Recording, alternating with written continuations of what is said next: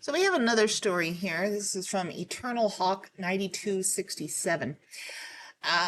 So it's in their words, I'm assuming it's a he, but I saw something strange a few months ago that I still have absolutely no explanation for.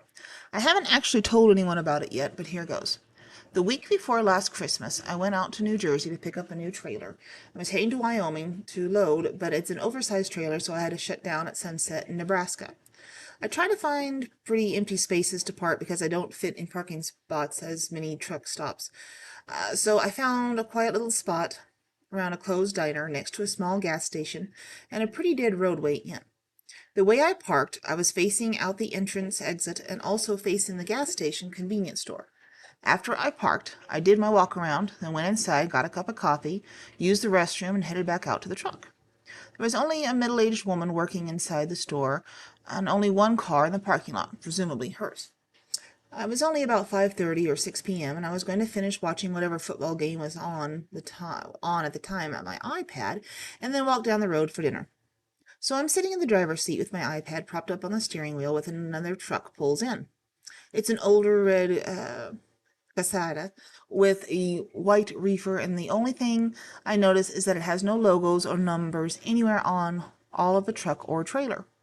It turned toward me, swung around in the hotel parking lot beside me, then went back past me and stopped near the convenience store. I watched this guy get out of the driver's seat, and he was a big dude, like 6'6" and easily 400 pounds, with dark brown hair to his shoulders and dark long beard. It's just wearing a dark t-shirt, a black and white hat, and jeans. He hops out of the truck, which is still running with the lights on, and he goes into the store. I go back to watching the game for a little while, maybe 7 or 8 minutes, when I notice someone coming out of the store. I look up and I see a tall man, long dark hair, beard, brown white hat, or black and white hat, a dark t-shirt and jeans walk out of the store and head for the red caseta. But this isn't the big fat guy that I was watched walk in. All of the features look the same. Height looks the same, the outfit is the same, but the guy is skinny as fuck. Like, couldn't be 160 pounds. He just hops in the truck, releases the brakes, and pulls out of the lot and hops on 80 West, and he's gone. I sat there for half paying attention to the remainder of the game, but mostly keeping an eye on the store to see if anyone else came out or went in, and never saw anyone. When I did finally walk up the road to get dinner, the woman walking out was having a smoke and talking on her phone, and I could see that there was nobody else in the store. I legitimately have no idea what the fuck happened there. That's a little strange. That is definitely one of those stories that, almost like an alternate dimension thing, maybe? A little weird gap? I don't know. Interesting story, though. Thanks for sharing it. So this story comes to us from Intelligent Scale 247 about a possible skinwalker. So I'm not an overly superstitious guy. I believe in ghosts, but that's my limit. Or it was. I live in the country, a little outside Staten, Oregon.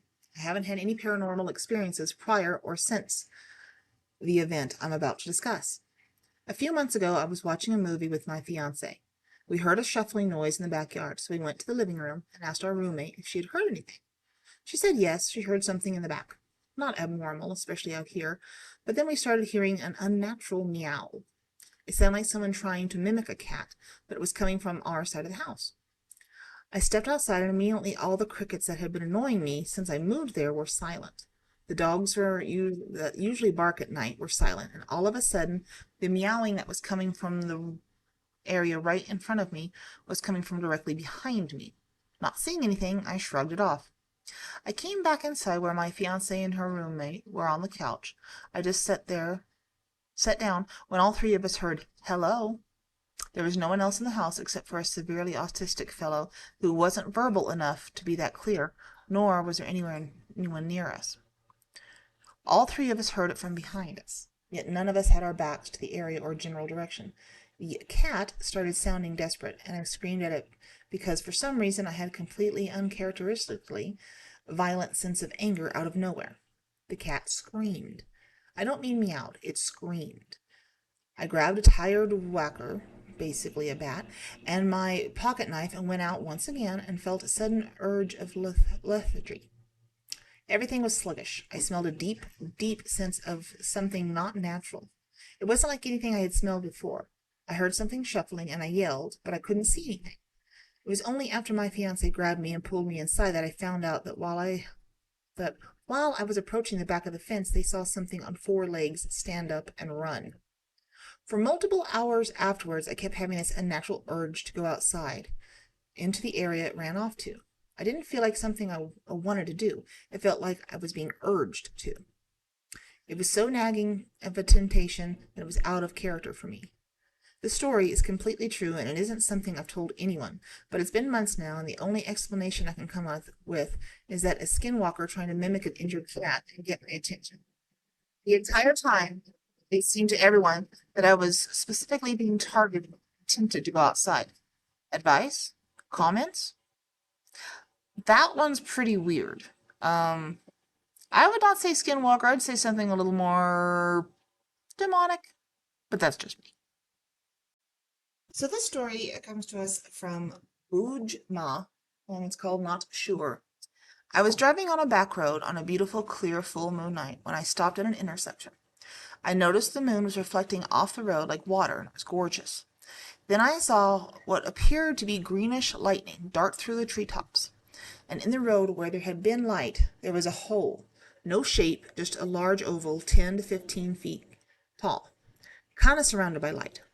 The hair stood up on the back of my neck, and I had the overwhelming feeling of dread. I drove off quickly, not looking at what direction again. Fast forward 10 years later in the woods. I was walking with a friend. We heard a large branch crack. All the forest noise stops. I get the same dreadful, uneasy feeling. Then I turned and caught a glimpse of a similar dark shape with light around it. No features. My friend heard the noise, but didn't turn fast enough to see anything. She wanted to stay and investigate, but I was too scared to be curious. I have tried to research paranormal sightings to figure out what it is that could be, but I can't find similar stories. Now, just a few months later, a familiar crash and silence on a walking trail. I didn't see anything this time, but the woods went silent and the hair stood up on the back of my neck, and I felt watched. Am I losing my mind? Has anyone heard of anything like this before? I got some theories, but I'll keep them to myself. Yeah, that's a strange one, though. Thanks for sharing the story. So here's a little story from No Slide 1640, Banshee Skinwalker Hybrid. Camping in woods off the AT, that is, Pogo Memorial Campground. The minute I lay down in my tent after hiking all day, an elk bugle rang out. I thought that was odd, as elk don't live around here. Well, then the sound changed. It started becoming louder, like a lot louder. It also turned more human sounding, like a woman. It was a full-on scream. Then it changed again. It went from a banshee scream to a low, guttural demon sound. This would have been enough to make me feel pretty scared, but it didn't stop. It kept changing from a high-pitched, shrill scream to a low, guttural roar, and back over and over again for at least 10 seconds. I would have panicked and left, but I didn't get done hiking 12 or so miles with a heavy bag. I would have had to hike another 6 or so miles to get to the car. I also had a friend with me, so I had a shred of sanity left, and we just sat there in the dark after it ended and were just stunned. We decided to stay, chalking it up to an elk fighting a bobcat or something. I still think the scream was way too human and otherworldly sounding. It was too loud to make any sense, and we would have had at least heard the brush moving around and the animals making more scuffling noises before and after the scream. But nope, it was dead quiet. There were more details to add to the eeriness. Hikers arrived a few minutes later and shined their lights directly at my tent for an uncomfortably long time. I was staring directly at the light through my tent vents, and they were not doing anything, just standing there in the light unwavering at my tent and face. Last detail is this area is close to a burned-down hotel owned by an Irish woman. The whole family perished. I will say I never believed in paranormal stuff until that night.